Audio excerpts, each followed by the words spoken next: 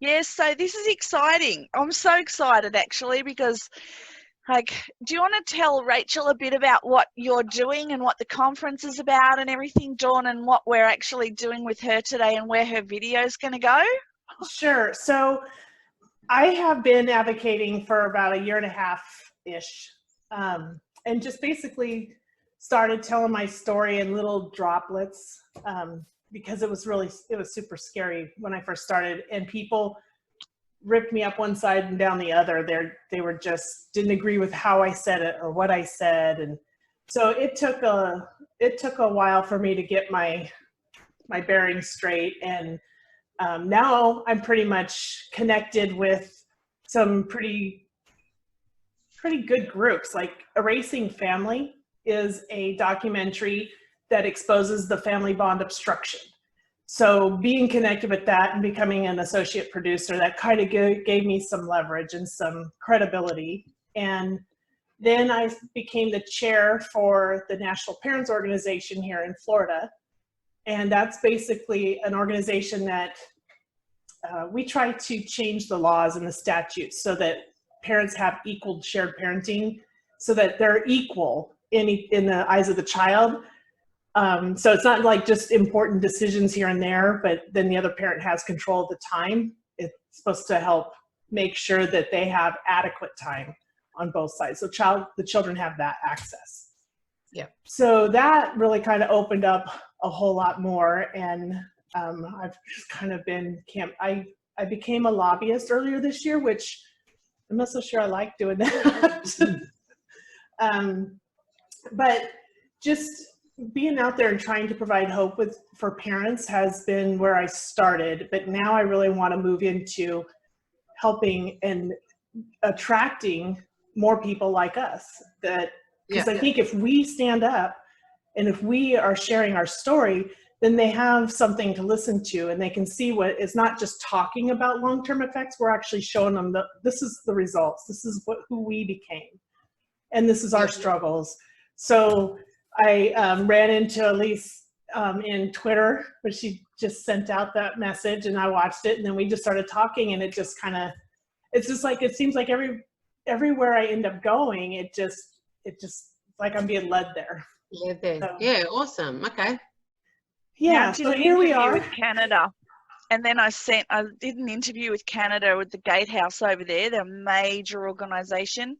And then I sent it out and Dawn picked it up. And then we connected being adult survivors of parental alienation like you are. And then because Rachel and we didn't know what it was until I came across it one day and I'm like, fuck, it's us. And then I rang Rachel and I'm like, Rachel! Well, that's true, because I didn't either. I never had a word for this. I didn't know what it was called. All I knew is, growing up, I knew I was abducted by my mom. And I knew that she had abandoned me before that. These things I definitely knew. But we joked about it growing up. So it was like, oh yeah, I went down there and I kidnapped her and brought her home. And so they're like, ha ha ha. And that's the way I grew up, with the fact that I was actually a victim of parental abduction. So I didn't find that out until I graduated with my bachelor's degree, when I was finishing my final paper, I was studying human trafficking and childhood abductions. Okay. And how in ironic. that process, I found an organization called Take Root, who was looking for people to come and share their stories and experiences and participate in this study. And before I knew it, I'm participating in this, and my paper became about my life. And it was like, holy crap. So that's when I really started thinking, okay, so this wasn't okay. This wasn't funny. This is really not cool. And still didn't know about the whole rest of this until I finally found my dad in 2016. And when we started talking and we started sharing notes, we still didn't know. He never knew. And then as I started just typing in a little bit of my story here and there, and parents started just running with it and sharing it, that's when I started learning about the parental alienation terms and going from there. So it took until like it was probably a year and a half ago that I just heard about this word. and what Yeah. what it all Yeah. entails, and finding out everything else. And from Okay. what we can tell, there's no adult survivors who are gathering together who are speaking up at all in the entire world. We'll be the first. There's some that Well, are sharing their story, but Yeah, but they're kind of individual and a little bit at a time, and they're not, maybe not, I know two. yeah. One, a guy who you've spoken about who travels the world talking about his story, and Amanda Mhm. Sillers. Right. Those are the Yeah. two main ones. And I've met a few others that are nowhere near that vocal, I would say. I don't want to say, you know, popular or common, because that's not really the right word, but out there Yeah. speaking. Yeah. Yeah, but we it's want to really get cool. our stories out. We all have degrees. Rachel has 2 master's degrees. So it's really, really interesting. But do you want to tell Dawn about what you do and a bit about your background, Yeah. Rach? okay, so hi. Hi. I'm Rachel. I'm 40. I have 3 degrees, 2 of which are master degrees. My last master's degree, so I'm a school teacher, high school. So I Special teach needs. to. Yep. So I specialised in emotional disturbance and behaviour disorders. So my second master's degree is in behavioural science. Wow. Particularly specialising in emotional disturbance. Mm-hmm. So I work with kids that are currently being parental alienated on a daily basis every single day. You're very familiar with it. Yeah, and so I'm an assistant principal in a school for special needs of emotional disturbance and behaviour disorders, because funnily, when you're emotionally disturbed, you might display a little bit of behaviour. Funny Mhm. how that happens.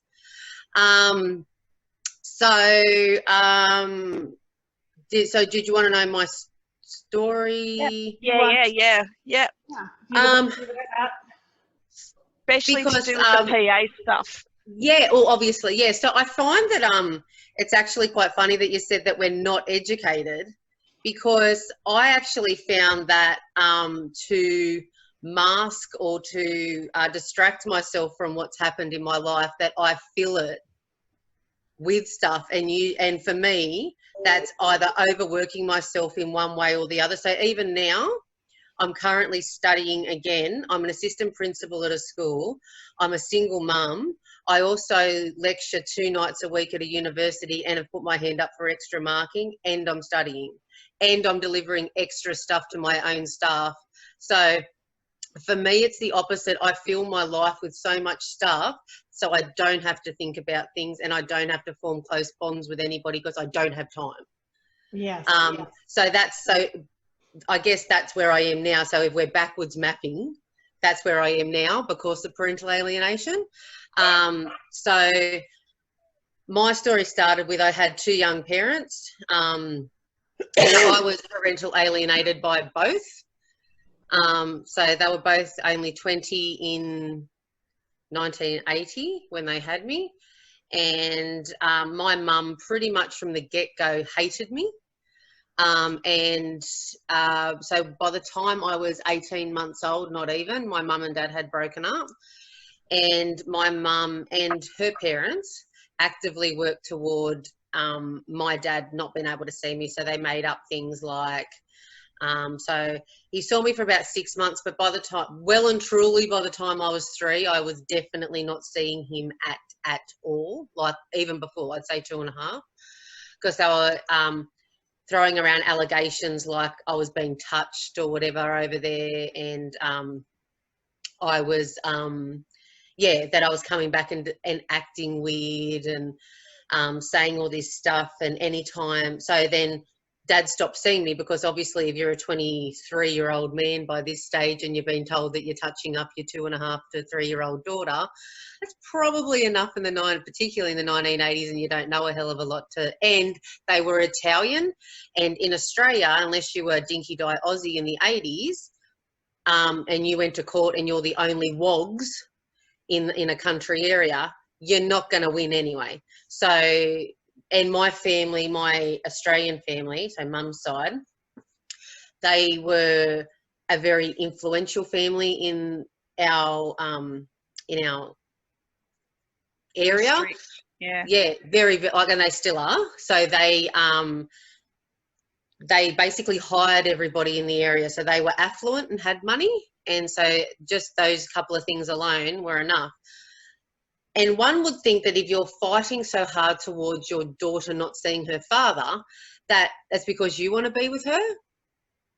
But it wasn't. So Mum thought all this time, so my dad and his whole family, who loved me very much, not so much my dad, we'll go into that in a second, very, very much, but they were so terrified because they didn't have money. They were hardworking, farm-picking wogs, Italians, and my family were really wealthy, and that was what my mum's family was wealthy. Anyway, so then Mum ended up leaving me with my nan most of the time because she didn't want me because I was in the way.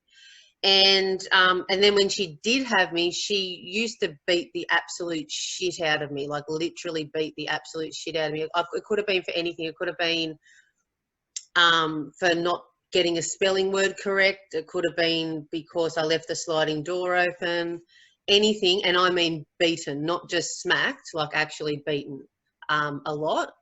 And then, so then I think Nan and Pop, looking back in hindsight, obviously sort of knew that must have been happening because there was welts and stuff, and even the doctors had seen some of these welts and things. And so from like memory, I remember going to a doctor's surgery with Mum for a cold, but leaving with Nan and not going home for a very long time.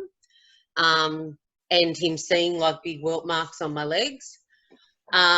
Anyway, moving forward into high school, Mum just didn't care at all about me. I basically, again, was just with my nan and pop all the time. And it got to the stage where, I was a rebellious teenager because, so I actually grew up not knowing that I had a dad. I just genuinely didn't even enter my mind. So you could say, depending on what side of the coin you want to look at, did my nan and pop do such a good job of raising me or whatever that I didn't realise? But I distinctly remember I was in year 6 and we were going around the room for Father's Day. So Father's Day, I don't know if it's the same in the US, but Father's Day in Australia is the first Sunday in September. It's different. This is in June. But okay. Time frame, season-wise. Oh, okay. Yeah, that makes sense. Yeah. So we were going around the room and I just happened to be sitting at the latter part of the room and we're going around and I was very happily listening. So it was, what's your dad's name and what does he do like for a job? And we're just sort of talking about dads and everything was wonderful. And I distinctly remember I had Tracy Gatt in front of me and Jason Muscat on the other side of me. This is how distinctive this memory is. And I happily listened to Tracy Gatt say, my dad's name's, I think it was like Joe Gatt, blah, blah, blah, and my dad's a carpenter too.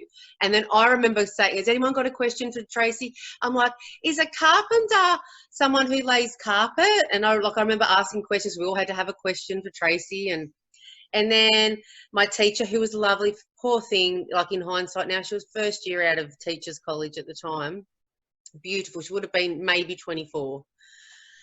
And she goes, Rachel, your turn. What does your dad do? And instinctively, as you do, sort of that rote learning idea of I've gone, my dad's and then it just like hit me literally like this, like a tsunami, not even like a wave. It was like a tsunami. And my eyes just like literally cascaded with tears. And I'm like, I don't have a dad. And then everyone looked at me and went, and then I was just like, I couldn't even fathom, like, I don't have a dad. Like, how do I not even know that? And I'm like going to high school in 2 months. Wow. And I ran out of the room. So that was massive. Full on, Rach.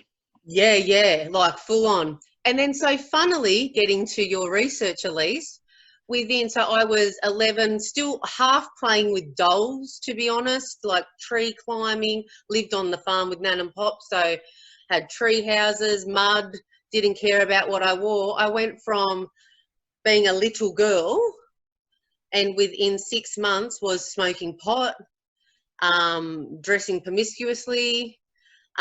Within a year and a half, I was definitely having sex. Honey.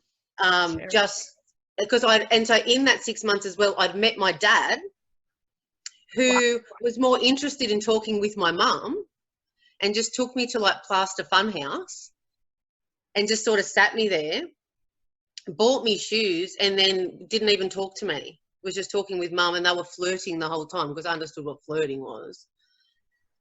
And then he didn't see me again. He didn't try and make an appointment or say to mum, oh, you know, can I see her again or anything, because turns out he was getting remarried and I didn't know.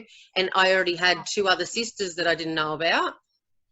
And so in between, so within that, so that was the end of year 6. So yeah, Australia's structured. A lot for the end of year 6. So then I'm transitioning to the first year of high school. So I've left year 6 basically an innocent little girl, and maybe even like juvenile for my age in a way, because my grandparents brought me up, to being a 17-year-old or 18-year-old in the head within like such a short space of time. Like it literally completely, like I already was alienated from my mum, and obviously I didn't even realise, but from my dad.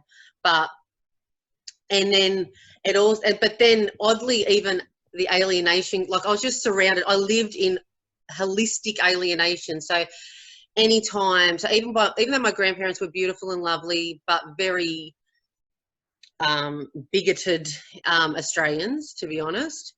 And anytime anyone would comment or say that I was pretty and how dark I was or whatever, they would say how bad that was. You know, she can't be a wog. And anytime anyone would make reference to the fact that I was like an Italian or looked like a ethnic or whatever, they would like put that down and say how bad that was. My nan used to try and scrub black out of my skin. Oh my God. It's one of the first things you said to me was like, you remember saying, like you remember having baths where they would say to you, we've got to scrub the black out of her. Yeah. Because I found out, like not until I was in my late 20s, that I'm actually Aboriginal as well. So not only am I a WOG, I'm also Aboriginal, which if you're a white Australian, so it's similar to America in you don't want to be an Indian, Native American. Because that's like the Native American story and the Aboriginal story are not dissimilar in the whole takeover and all that stuff. So I've embedded myself so much in Aboriginal education, like it's insane. But that's another story again. Stolen generation. But it makes sense now. So my nan would like have me in the tub with an actual like the nail scrubbing brushes and try and scrub the black out of my skin. Wouldn't let me go outside in summer in case I got blacker. If I did, I had to put like wide brim hats, like shirts and everything on so I didn't go black. Yeah. That's a terrible way for a child to. Yeah. And so I grew up thinking that I was disgusting. Like I honestly thought. So anytime anyone would tell me that I was pretty, I would be like. You were being taught to hate half of yourself.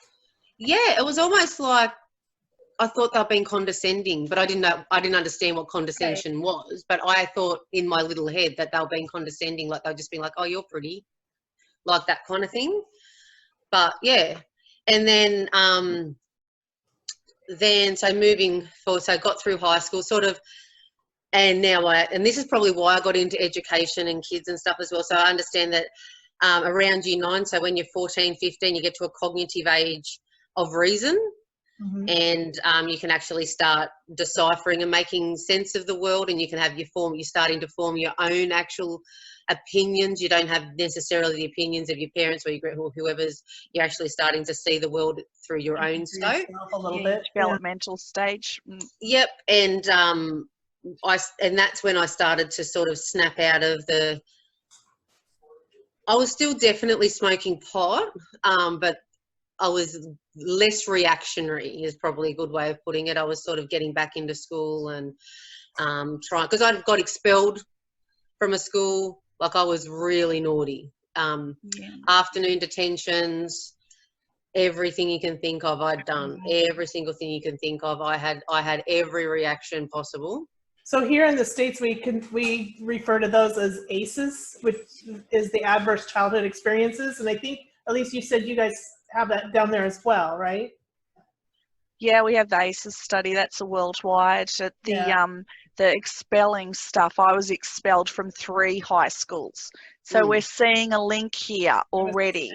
And that's very much about the research saying that we're very seriously affected with regards to schooling and stuff. But before you go any further, Rach, do you want to talk about when you became sick? Like what that was like? Yeah, I for think you? that's what I'm right up to now. Right, So, okay, honey. So then, if life hadn't kicked my butt enough, I started to become really sick about that age. So I just sort of started to snap out of being so reactionary, and then life literally sat me on my butt, and I started getting really, really sick with pneumonia all the time. And my mum at this stage was in the middle of being extremely promiscuous herself, and we'll go into that in a second. Was she back in your life at this point? Ish. Okay. She was around. Not really. So she, so she was going out all the time and just leaving me at home, and by myself, and like all night. And I was really, really sick. Anyway, I kept getting in and out of hospital with pneumonia. So the first time I went to hospital with pneumonia, fax or docs or like do you know who they are? Like who are they in America? Yeah. You have fax over there, don't? Oh no, hang on. We have fax. No. Docs is the old fax. Yeah. Department Child of Community Protection. Services. Child CPS. Protection. Yeah. CPS. Yeah. Department of they came. Children's Services. Yeah. Yes, Child Services. Yep, they came in because I was only about 2 hours away from dying in my own fluid. Because Mum hadn't even come home or given me any medical attention. Like I was that sick, Mum just thought she goes, oh, she just had a cold. It's like, no, she's clearly been sick for like 2 weeks because she has that much fluid in her lungs that it's like basically impossible for her to, like you've just left her like literally drowning in her own fluid. And so that happened a few times. Anyway, really long story short, I ended up with lung cancer. How old are you at this point? Pardon? How old were you? How old 15. are you at this point? 15. So the pneumonia started at 14, like towards the end of being 14. And so by the time I was 15, I was diagnosed with cancer. And then anyway, again, went to hospital. And so Mum was there flying the flag. I'm her mum. I'm here at hospital with her. And then so Dad decided to pipe up at this point too and come in and see me in hospital because I was getting my lung taken out and going through chemo. Well, those two decided to actually get a hotel room together and I was left alone. All by myself. Yeah, was this during the surgery, right? And after. I had no one to wake up to. No one. I was all by myself. I'd gone through a 15-hour surgery and they were in a hotel room for 2 or 3 days. Wow. And I woke up like asking where they were and they're like no one could find them, and this is a little bit before or just on the start of mobile phones. And then so they both came down eventually out of this hotel room, gave me sort of a pat on the head, oh good, she's alive, and went again. Like, so I just remember just being there all the time. And so I got to know the nurses very well and they felt really sorry for me because I was there by myself. Like, so I was a country girl because I live in a country suburb, but I'd probably been to Sydney a handful of times ever. And I was in this massive Sydney hospital all by myself with my lung out in pain. You know, couldn't go to the toilet by myself. And so I had to, you know what I mean? Yeah. And so that wasn't enough, moving a little bit forward again, finished my HSC, funnily enough, got pregnant at 17 and had my son at 18. My mum started having an affair with my son's first father when I was about 7 months pregnant, and continued that affair until my son was about 2.5, 3, but gaslighted my entire family into saying that I was a druggo. And I'd stopped smoking pot by this stage because once I found out I was pregnant, as normal people do, I stopped. Like, you know, everything. Well, people obviously should not be parents. And how did we come out of that and actually do try to do the right thing for our children? Which amazes me.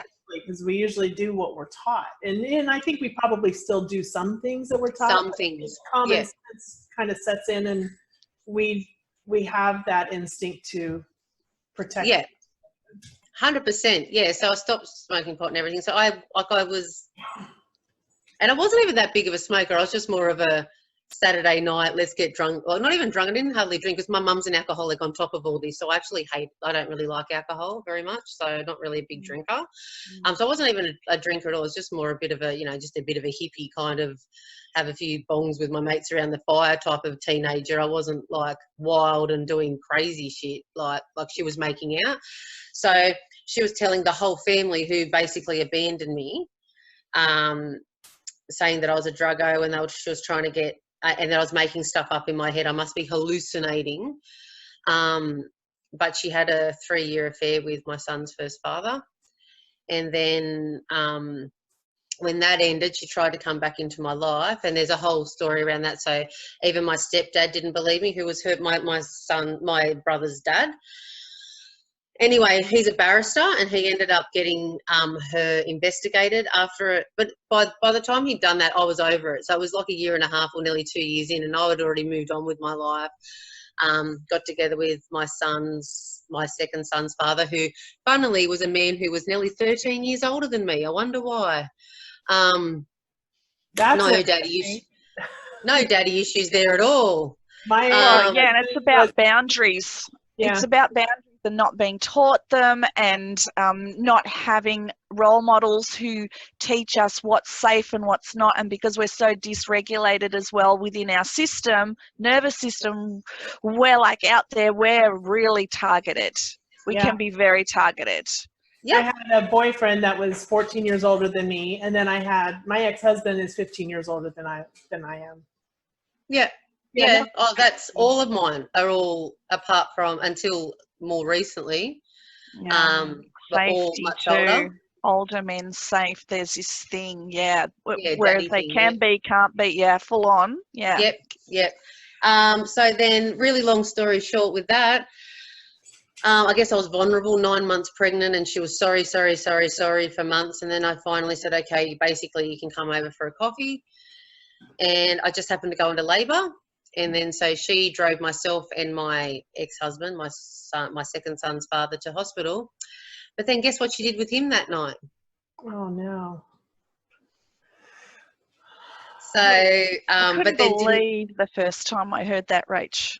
I'm just like, seriously? But I didn't find that out until my son was about 7 months old, and then that all came out. So it was should I be grateful it was a one-off? It wasn't a whole relationship, and I didn't get gaslighted this time.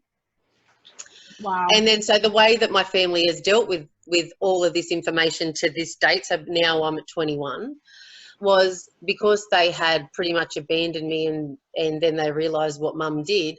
So our family could save face in community. They just kept feeding me money.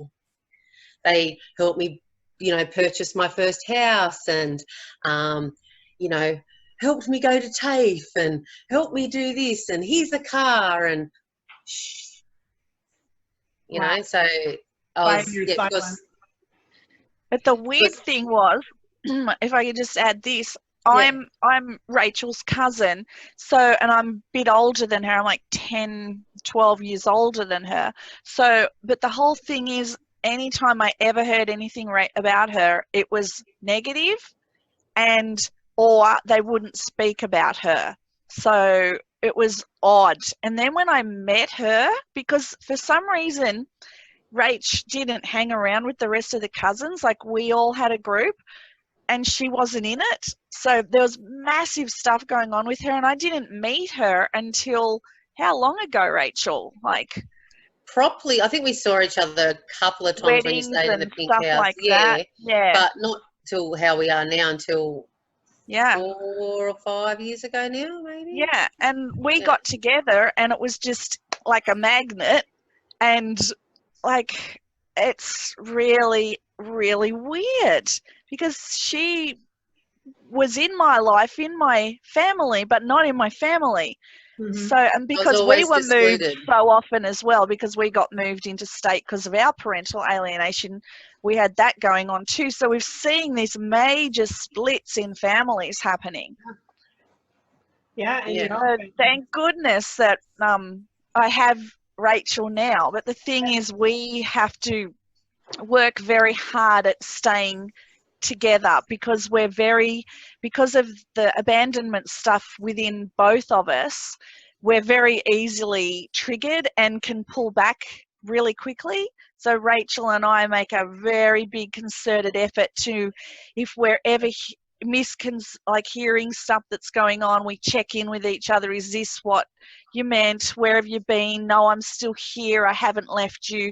We have to work a lot on this to be able to stay connected, because I deeply love Rachel, but we have this abandonment stuff and these abandonment triggers. So we work really hard on that, don't we, Rach?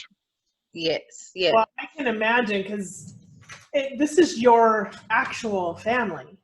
Yeah. Yeah. Through that, but it was my step family that rejected me. So they weren't my blood relatives or anything. I was just the redheaded stepchild, literally, in their life. And they didn't like me talking about what my stepsister was doing. So they called me a liar. They just rejected. I wasn't even invited for Christmas. I mean, they didn't even want me coming over for a family holiday. But this is your own family. Yeah. And both sides of the fence too, which is fun. Yeah. And we didn't realise how serious the PA stuff was until I started researching it, discovered it, talked to Rachel, and then it went right across our family. And now it's intergenerational, and we can see all the patterns now, can't we, Rach? Yep. Full on. That's why we're speaking up. Well, I'm glad that you are, and I mean, those are terrible things that you've gone through, but I'm grateful that you're here, and and that we are here, and we're starting to do something and stand up, because the kids today are still going through exactly what we went through. It's just insane. And it's a $50 billion industry, right? That's what I heard. Is that correct, Dawn? $50 billion a year? And I stopped saying a number because it's constantly changing, and it's just just growing. That does my head in, because if you think about it, like we were the 1970s when our stuff was going on, and like I said in my presentation the other day, I can't see that it's got any different, any better. I think it's actually heaps worse. Yeah, so what have we learned in the last eyes to it? So they hear it, they're like, and they think. In my speech, I talk about how they ignore parents today. So today, the parents are just too emotional to be dealt with. And so I'm trying to turn that around and say, you tell me how you would respond if someone were to take your child. Would you just sit back and say, I can't be emotional about it? So we got to start twisting this narrative back onto them. Instead of letting them talk the way they're talking about it, we got to show them how it could affect them, because this has no discrimination. It will happen to literally anybody. And it's not a gender thing either, is it, Dawn? Because we always say this, don't we? It's not gender, because men can be alienators as well as women.